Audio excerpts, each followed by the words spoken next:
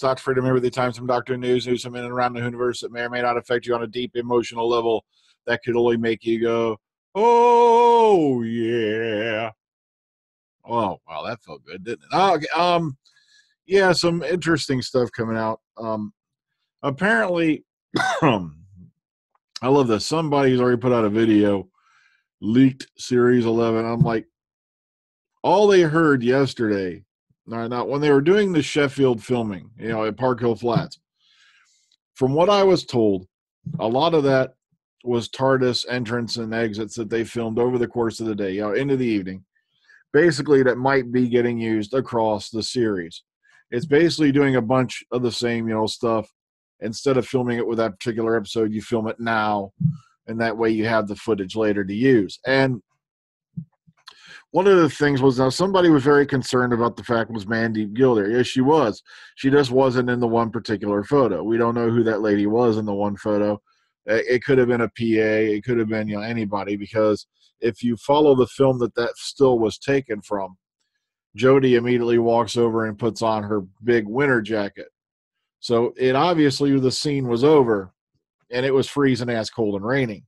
So that's why, she was putting on the jacket, and all that. And so that could have been anybody in that one scene. But yes, Mandeep Gill, who plays Yasmin, was seen. And I guess the one scene, she pops out of the TARDIS and says, we're home. And then Jodie comes out and says, yes, result, or something like that. So, and that was it. That was the big leaked dialogue. Not to mention, I love how everybody is going, we have an air date and all that, and they're smacking it on videos. And once again, this is clickbait. There's been no specific air date given. All we have is from the BBC Worldwide catalog that says delivers October 2018, which means it could be any time in October. And like I said, a lot of us are hoping is that the October 2018 thing is merely a placeholder. And hopefully they'll say, okay, maybe this is a bad idea, and they'll move it up a couple weeks, maybe into September. But once again, fingers crossed, we can only hope on that. So keep your eyes out. Please be very careful what you accept as fact. Also, the one Doctor Who logo that's going around, and I should have said this a little bit clearer, I think I forgot to mention this, that one was proven out, of course, to be the one. Remember the one I said, the alleged new logo? It's a fake. The owner already came out and admitted that, yes, I didn't know it was going to cause such a stir. Yeah, right. My a-hole. You didn't know. But okay, let's get into it. Let's get into what little I have real quick. So let's go. Wham. Okay, BBC Worldwide American Titan Comics have announced that the 13th Doctor will be debuting in comics this autumn. The launch time to coincide with the 13th Doctor's full television series will be written by Eisner-nominated writer Jodie Houser, yada, yada, yada, yada, yada, yada. And the art will be made by fan favorite, of course, Rachel Stott. And look up her thing. I believe she's on Twitter. And joined by colorist and Enrica Eglidni. So they'll feature the 13th Doctor, played by Jodie Whittaker, who made her first appearance, of course, in Twice Upon a Time. So nice to hear that that's coming out. That's going to be on the way. Bam, bam, bam. Here you go. All right. BBC told that the next Doctor was a man to keep Jodie Whittaker a secret.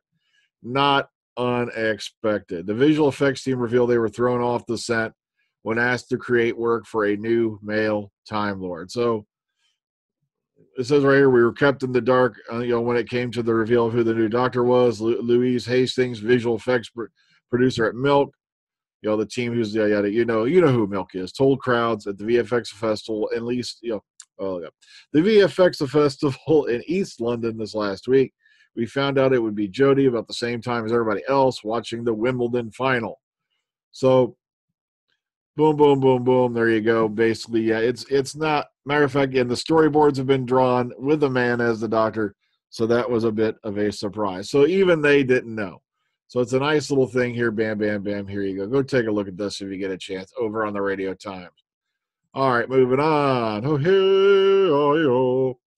Okay, Jodie Whittaker meeting with loads of Doctor Who fans and making their day. And this is, of course, referring to the what was going on at the Sheffield thing. Matter of fact, I'm so blessed. This is the most amazing thing ever happened to me. I wrote one of the Doctor Who fans after getting her chance to meet with Jodie Whittaker. Of course, the one picture with her and the two young girls is going viral, apparently. If you see, I'm sorry, I forgot the mom's name, but she's been popping up all over Facebook lately. Apparently, her and Jodie compared fanny packs. And I'm sorry, folks, in America, that's what we call them. I know some people seem to think, and on Great Britain, they kind of think I'm saying fleshlight, if you know what I mean. But no. All right. So Whittaker seemed, of course, delighted by the fact Doctor Who fans came along to see the new TARDIS prop and have a peek at scenes being filmed. No. The thing is, yes, a lot of people there have been made up stories saying that she was beating on Bradley Walsh. That did not happen. And also there was another made up story saying, oh, look, the Daleks were there. No, they weren't. So, matter of fact, there it is, Jennifer Woolcock. There's the two lovely young girls, and she's Jodie posing with them.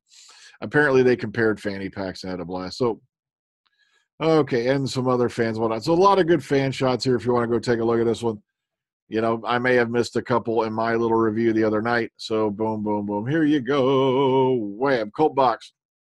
Yeah, here it is. Here's the big fat scene that got allegedly leaked. We're home.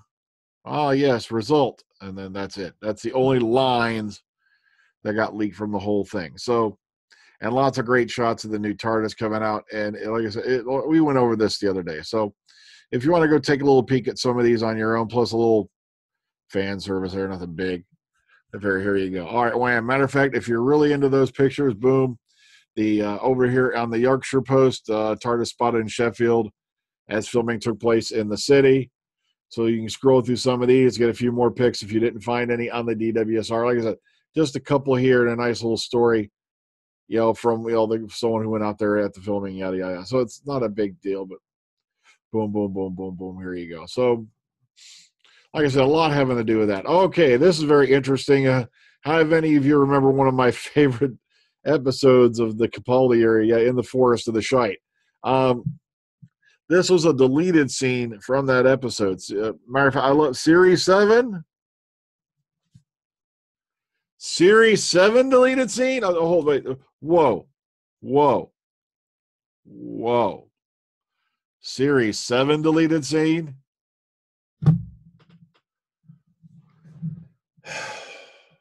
Really? But still, in the Forest of the Shite. So,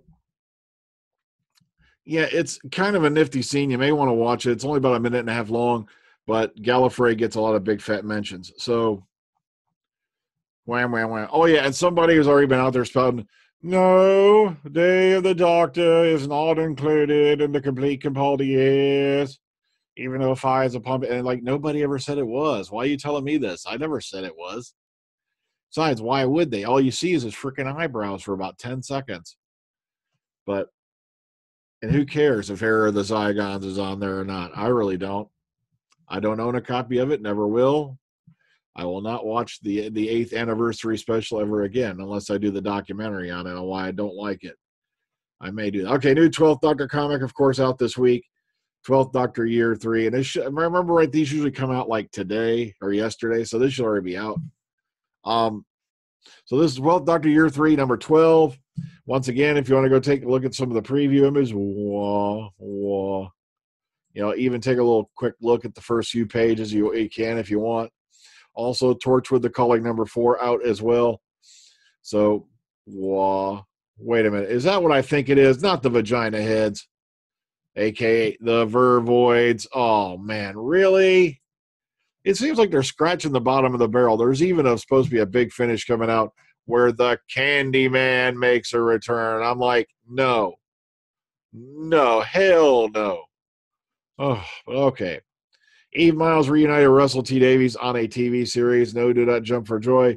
Even though they are reuniting the entire Torchwood cast for Big Finish Audio, they are doing one with the entire original cast apparently. But she is playing in the production, of course, we're referring to is the BBC One miniseries, A Very English Scandal, and that's going to be underneath the RTD, the fat Welshman himself. So go check that out if you're into that. Like I said, Eve Myles, like I said, if you ever get a chance to meet her at a convention, do it. She is absolutely hilarious. I'm not kidding. She is very witty, very funny. All right, Companion Chronicles range is expanding on Big Finish.